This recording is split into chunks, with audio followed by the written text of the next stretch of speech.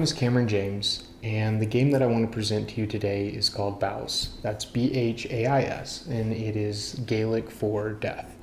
Bhais is a light tactical combat game utilizing dexterity, flicking discs. I designed this game for a multitude of reasons. I really wanted to give more breadth to the crokinole board. I felt that it was really ripe for other uses. The other thing is, with tactical combat, it typically is so very dense. There's a lot of rules. Even though this game I feel is very rich, it doesn't really get bogged down. So I feel that it's open to a wider range of audience. I believe that kids even down to about 8 to 10 years old could comprehend these rules and use them. So what I'm going to do next is really just do a little breakdown of the gameplay. And the game of Bhais is broken up into 3 rounds, each round broken up into 4 sub-phases. And we'll just kind of do a real brief overview of what a round looks like and then the final round. So at the very beginning of the game, each side will take an army. Each army contains 4 variations of units. There is always going to be 1 general, there are going to be 4 knights, 4 archers, and then 7 soldiers. These units are going to be melee units, and the archer will be the only ranged. We'll kind of go over how these interact in combat later, but just know that that is the composition.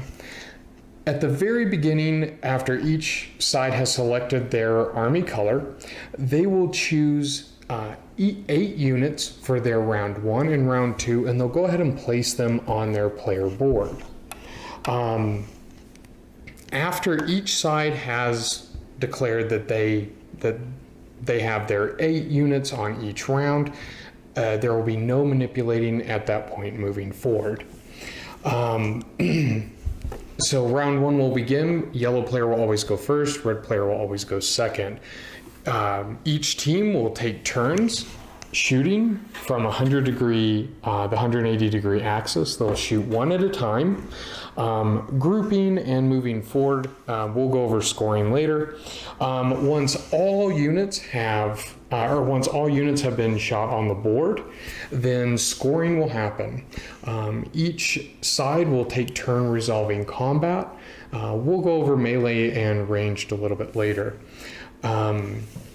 And after all combat has been resolved, then we will remove survivors, remove casualties, place them on the player boards, and then we will go to round 2, and we'll clear everything off the board.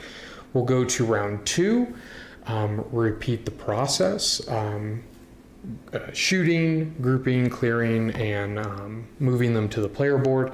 The final round is different in that obviously you do not have any discs readily available. So what each side will do is choose up to 8 discs from their reserve. If they do not have 8 discs, they will utilize up to as many as they have. So if they have 7, they'll use 7, 6, 6, and so on. That round after that point will, and those 8 discs can be of any composition, so they can be as many of any number unit. At that point, it'll function like a normal round where each team will take turns shooting, resolving combat, moving forward, and then the team with the most points is the winner.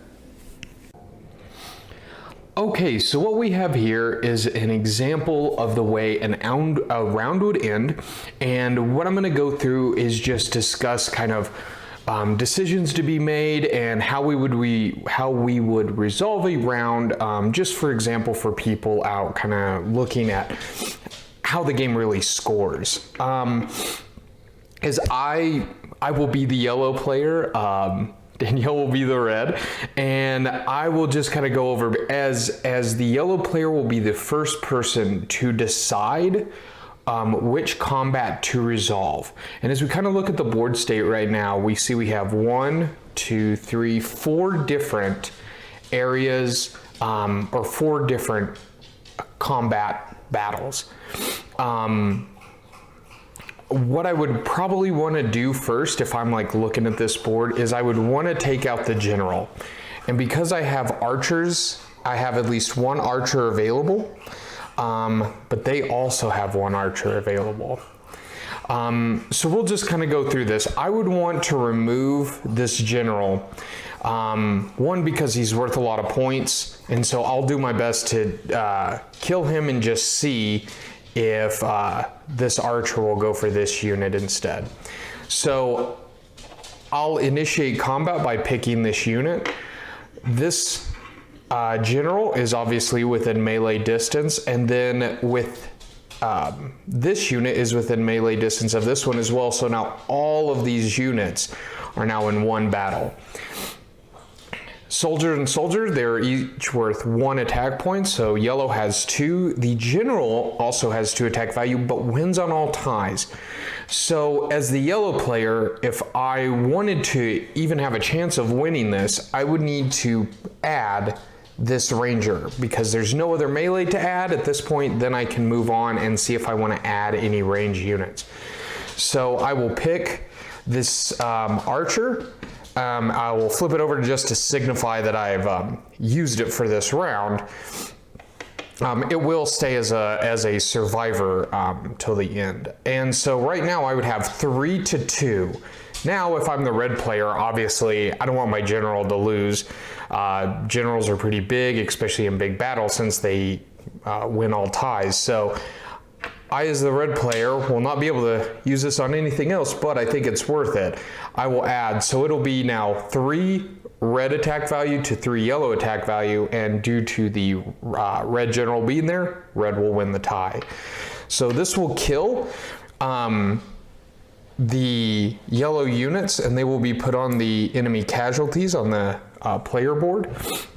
Now the yellow archer will remain out and will be a survivor, as they were not in combat, so they will survive to move on. That is one of the additional benefits of archers. That's one of the other reasons why they're a big target for the enemy unit. So you would want to get your any melee units by archers just to disable them.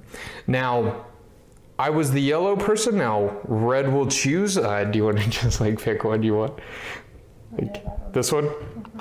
Okay, so red unit will resolve this one. Now, red soldier, which is worth 1, knight, which is worth 2. So red soldier will lose this combat unless they want to add and essentially tie, making it a wash. Well, kind of a wash for everybody. Now, let's see. Due to this this combat grouping still being available and another archer, instead of just losing 1, red will stay, yellow will stay,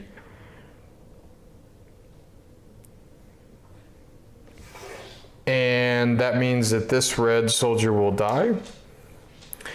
Knight will win, and so then it'll be yellow's turn.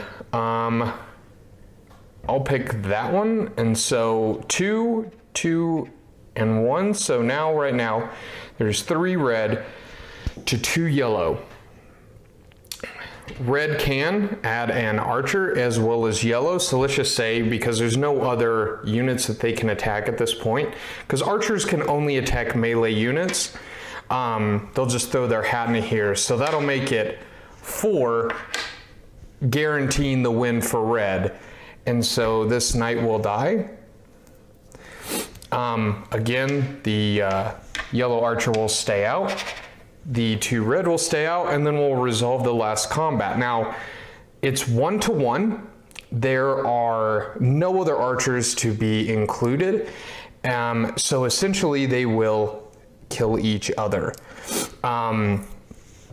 Now that we've resolved all melee combat, the last thing to resolve for the round is the king of the hill, quote unquote, closest one to the bell. And as you can see here, the yellow knight is closer than the red general, so the yellow team would get the 2-point bonus for the king of the hill.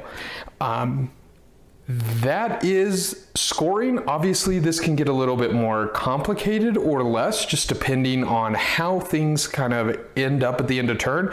But I'm hoping that that was a helpful little insight into how the game scores and goes around. Now, after all scoring is done, all surviving units will go to their player side. So all my yellow ones will go to the yellow player board as reserves.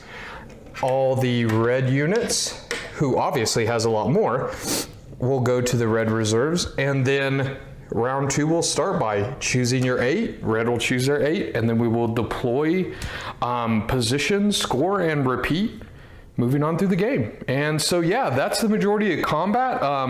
Hopefully I get some live streams up and some like full games in, just so people can see the full breadth and maybe a really live take on it. But I hope this was an insightful little look, and please consider it further. Ask any questions if you need. Thank you. Bye.